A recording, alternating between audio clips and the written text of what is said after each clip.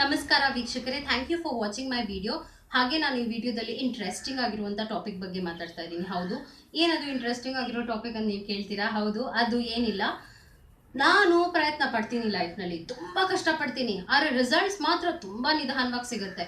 ನಾನು ಎಷ್ಟೇ ಪ್ರಯತ್ನ ಪಟ್ಟರು ಫಲ ನನಗೆ ಬೇಗ ಸಿಗೋದಿಲ್ಲ. ಯಾಕೆ ನನ್ನ ಲೈಫಲ್ಲಿ ಹೀಗಾಗುತ್ತೆ? ನಾನು ಪ್ರಯತ್ನ ಪಡ್ತಾನೆ ಇರಬೇಕು, ಆದರೆ ಅದು ಹೋಗ್ತಾನೆ ಇರುತ್ತೆ. ಬಹಳ ಪೇಷನ್ಸ್ನ ಟೆಸ್ಟ್ ಮಾಡೋದೇ ಆಗೋಗಿದೆ ಲೈಫ್ನಲ್ಲಿ. ನನಗೆ ಫಲಗಳು ಯಾಕೆ ಬೇಗ ಸಿಗ್ತಾ ಇಲ್ಲ? ನನ್ನ ಪ್ರಯತ್ನಗಳಿದೆ, ಆದರೆ ಫಲ ಯಾಕೆ ಸಿಗ್ತಾ ಇಲ್ಲ ಅನ್ನೋ ಕ್ವೆಶನ್ಗೆ ಈ ವಿಡಿಯೋದಲ್ಲಿ ನಾನು ನಿಮಗೆ ಉತ್ತರ ಕೊಡ್ತೀನಿ. ಈ ಒಂದು ಪ್ರಾಬ್ಲಮ್ಗೆ ಬೆಸ್ಟ್ ಆನ್ಸರ್ ಏನು ಅಂದರೆ ಬಿದಿರು ಅಂದರೆ ಬ್ಯಾಂಬೂ, ನಿಮಗೆಲ್ಲ ಗೊತ್ತಿದೆ. ಈ ಬಿದಿರಿನ ಗುಣದಲ್ಲಿ ನಾವು ಬಹಳ ಕಲಿಯೋದಿದೆ. ಏನು ಅಂದರೆ, ಬಿದಿರನ್ನ ನೀವು ನೆಟ್ಟಿದಾಗ, ಚಿಕ್ಕದು ಒಂದು ಇದನ್ನು ನೆಟ್ಟಿದಾಗ, ಒಂದು ಪ್ಲ್ಯಾಂಟ್, ಒಂದು ಸೀಡ್ಲಿಂಗ್ ಹಾಕಿದಾಗ ಏನಾಗುತ್ತೆ, ಅದು ಅಷ್ಟು ಬೆಳೆಯೋದಿಲ್ಲ. ಅಂದರೆ 4 ವರ್ಷ ಬಿದಿರು ಬೆಳೆಯೋದೇ ಇಲ್ಲ. ನೀವೇನೇ ಹಾಕಿ ಎಲ್ಲ ಥರ ಒಂದು ಗೊಬ್ಬರ ಎಲ್ಲ ಹಾಕ್ತಾರೆ ಅಲ್ಲ, ಗಿಡ ಬೆಳೆಸೋದಕ್ಕೆ ನೀರು ಹಾಕ್ತೀರಾ, ಅದಕ್ಕೆ ಸನ್ಲೈಟ್ ಬೇಕು, ಗಾಳಿ ಬೇಕು, ಎಲ್ಲ ಮಾಡ್ತಾ ಇರ್ತೀವಿ, ಆದರೆ ಅದು 4 ವರ್ಷ ಬೆಳೆಯೋದೇ ಇಲ್ವಂತೆ. 4 ವರ್ಷ ಆದ ನಂತರ ಅದು 90 ಫೀಟ್ ಅಂದರೆ ಅದು ಬೆಳೀತಾ ಹೋಗುತ್ತೆ. ಅಷ್ಟು ಉದ್ದ ಬೆಳೆದ್ಬಿಡುತ್ತೆ, ರ್ಯಾಪಿಡ್ ಆಗಿ. ಅದನ್ನು 5ನೇ ವರ್ಷ ಅದು ಬೆಳೆಯುತ್ತೆ ಅಂದರೆ ರ್ಯಾಪಿಡ್ ಆಗಿ ವಿತಿನ್ ಫ್ಯೂ ವೀಕ್ಸ್ ದೊಡ್ಡದಾಗ್ಬಿಡುತ್ತೆ. ಸೊ ಯಾಕೆ ಹೀಗೆ? ಬಿದಿರು ಯಾಕೆ ಹೀಗೆ ಮಾಡುತ್ತೆ? ಸೈಂಟಿಫಿಕ್ ಆಗಿ ಏನೂ ಇಲ್ಲ.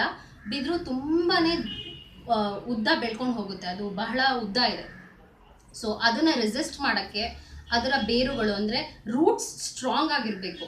ಅದು ನಾರ್ಮಲ್ ಆಗಿದ್ದರೆ ರೂಟ್ಸ್ ಏನಾಗುತ್ತೆ, ಜೋರು ಗಾಳಿ ಬಂದಾಗ ಅದು ಉದ್ದ ಇರೋದ್ರಿಂದ ಅದು ಬೀಳುವಂಥ ಸಾಧ್ಯತೆ ಭಾಳ ಇರುತ್ತೆ. ಅದರಿಂದ ಅದು ಸ್ಟ್ರಾಂಗ್ ಆಗಿರಬೇಕು. ಕೆಳಗಡೆ ಬೇಸ್ಮೆಂಟ್ ಅಂದರೆ ರೂಟ್ಸ್, ಅದಕ್ಕೆ ಅದೇನು ಮಾಡ್ತಾ ಇರುತ್ತೆ, 4 ವರ್ಷ ರೂಟ್ಸ್ನ ಸ್ಟ್ರಾಂಗ್ ಮಾಡ್ತಾ ಬರ್ತಾ ಇರುತ್ತೆ. ಸೊ ಯಾರೇ ನೆಟ್ಟಿದ್ದು ಅದನ್ನು ನೀರು ಹಾಕ್ತಿರ್ತಾರೆ, ಎಲ್ಲ ಥರ ನೋಡ್ಕೋತಿರ್ತಾರೆ, ಅವ್ರಿಗೆ ರಿಸಲ್ಟ್ಸ್ ಗೊತ್ತಿರೋದಿಲ್ಲ ಏನಾಗ್ತಾ ಇದೆ ಇದಕ್ಕೆ ಅಂತ.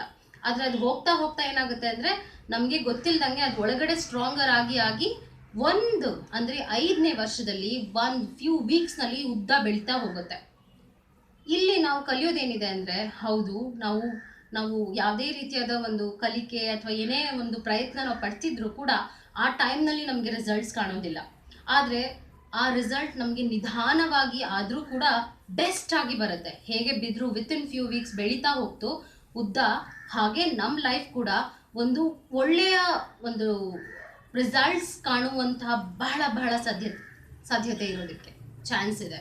ಹಾಗೆ ನಮ್ಮ ಪ್ರಯತ್ನ ಕೂಡ ಅಷ್ಟೇ ಪರ್ಫೆಕ್ಟ್ ಆಗಿರಬೇಕು. ಈಗ ಹೇಗೆ ಬಿದಿರಿಗೆ ಸನ್ಲೈಟ್ ಬೇಕು, ವಾಟರ್ ಬೇಕು, ಗಾಳಿ ಬೇಕು, ನ್ಯೂಟ್ರಿಯನ್ಸ್ ಬೇಕು, ಹಾಗೆ ನಮಗೂ ಕೂಡ ನಮ್ಮ ಎಫರ್ಟ್ಸ್ ಕೂಡ ಅಷ್ಟೇ ಪರ್ಫೆಕ್ಟ್ ಆಗಿರಬೇಕು. ಆವಾಗಲೇ ನಾವು ಯಾವುದೇ ರೀತಿಯಾದ ಒಂದು ರಿಸಲ್ಟ್ಸ್ ಪಾಸಿಟಿವ್ ಆಗಿ ಕಾಣೋಕ್ಕೆ ಸಾಧ್ಯ. Thank you for watching my video ನೋಡೋದಕ್ಕೆ ಥ್ಯಾಂಕ್ ಯು ಅಗೇನ್. ಸಬ್ಸ್ಕ್ರೈಬ್ ಮಾಡಿ, ಶೇರ್ ಮಾಡಿ, ಲೈಕ್ ಮಾಡಿ.